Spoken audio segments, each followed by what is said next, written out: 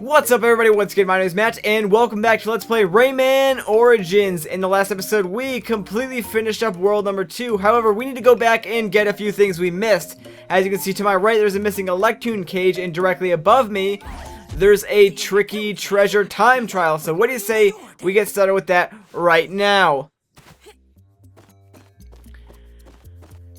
Cacophonic Chase, I believe is the pronunciation on that. Correct me if I'm wrong. But anyways, this should be a little bit interesting because now that we have the ability to glide, I can see these, well, being a lot harder. So let's see how sort of that comes into play here. If we can do this entire level without gliding, that might actually even be better. So I think I might attempt to do that first. However, the glide would come in handy to make these jumps a little bit easier. But speed is our main key, and since the glide does slow you down just a tad, I may want to avoid using that. Let's see how it works so far. It's raining in the background too, I just noticed that. That's really weird. Quite interesting, actually. Oh, come on, Rayman, don't slow down on those jumps. We need to get through here. We're almost to the end, I think. We almost got this. We can do this. I believe in us.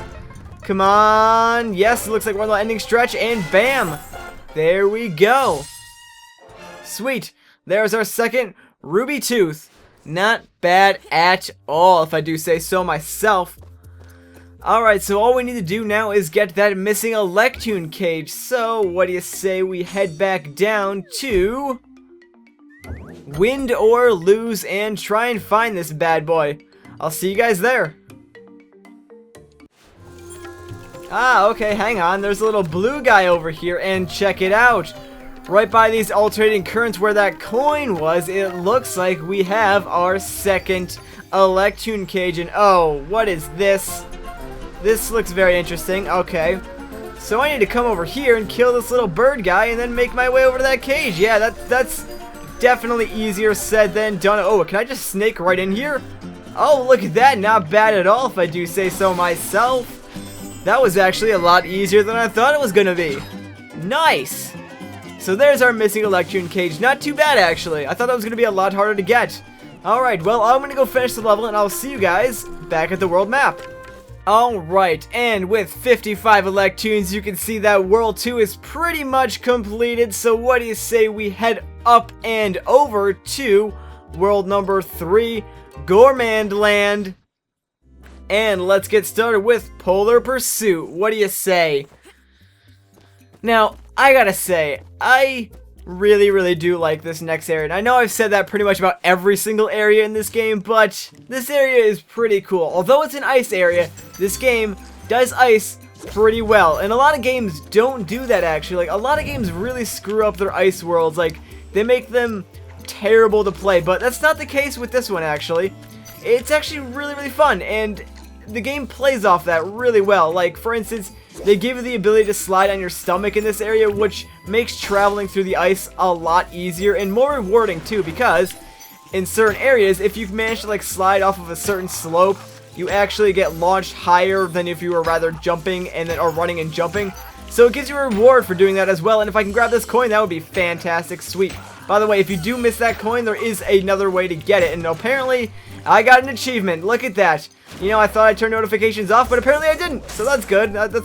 Everyone loves achievements. My bad. Sorry about that. I'll make sure to fix that in the next episode. Anyways, for now, let's just continue on through the rest of these levels. Now, this area is just really cool looking too. I like the look of this ice area.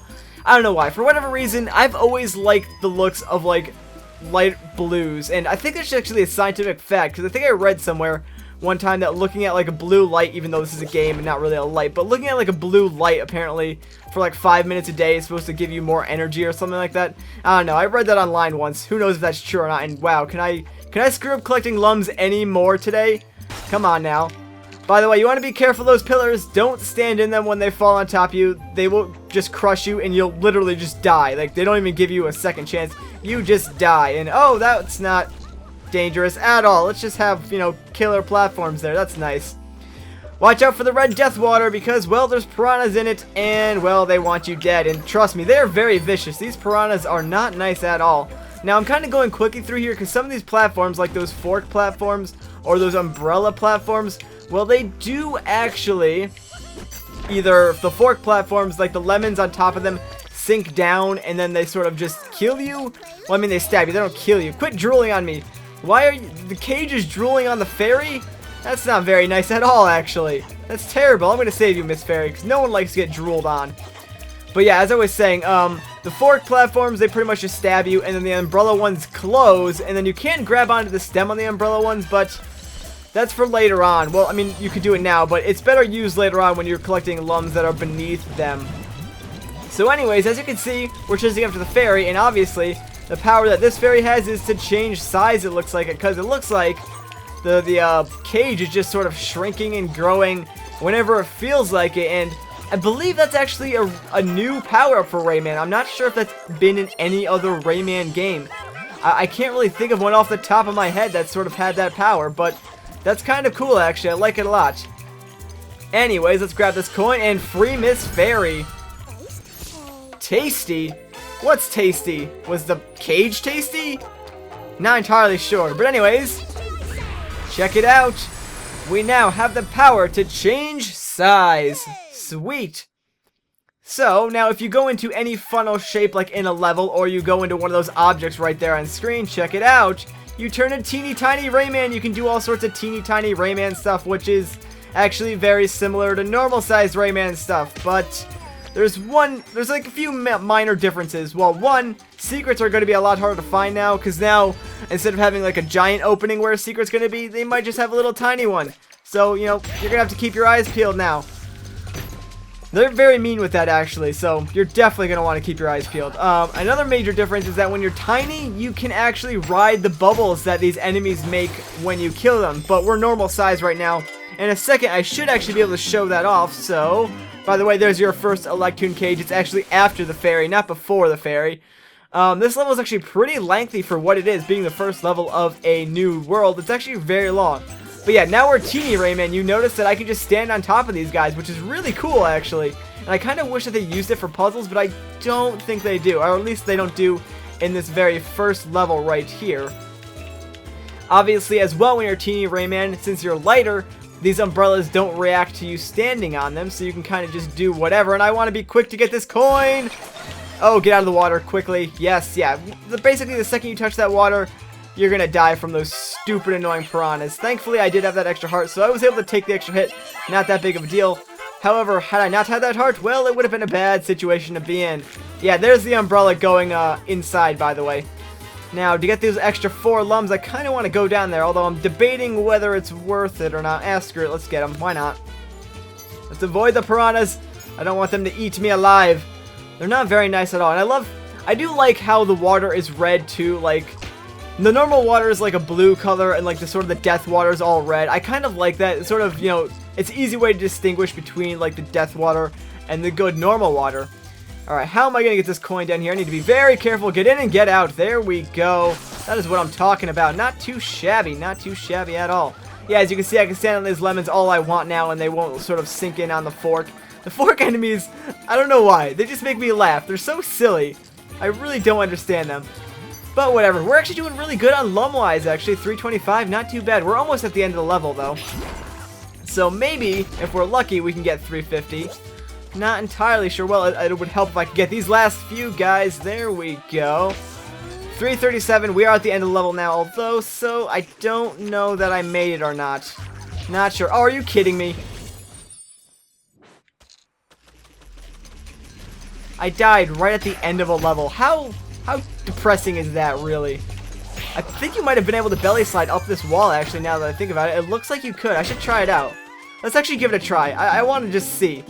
Let's see what happens if I belly slide up the wall. Oh, okay, you can't really do it. Never mind. That was a waste of time. Anyways, let's just free the Electoons. We were off by 5 lums.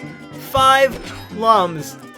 That's kind of sad. But oh well. We got all the Electoon cages. That's all that really mattered to me anyways, so not too bad. I think that might be the first time, though, that we actually missed one of the happy medals for the very first level of a new world. Kind of interesting. A little bit interesting. We were only off by 5 lums, though, so you can't really blame me. And I mean, obviously... Oh, what? We missed an Electoon cage in the middle?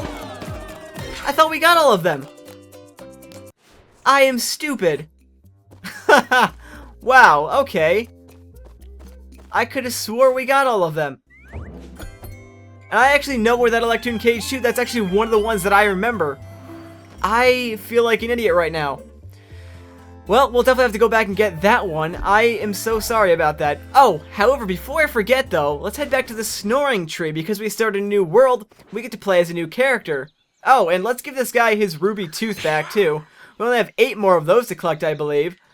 Very nice indeed. Alright, so obviously we still have blue Rayman. We have red Glowbox. We have Rayman Teensy, Glowbox Teensy.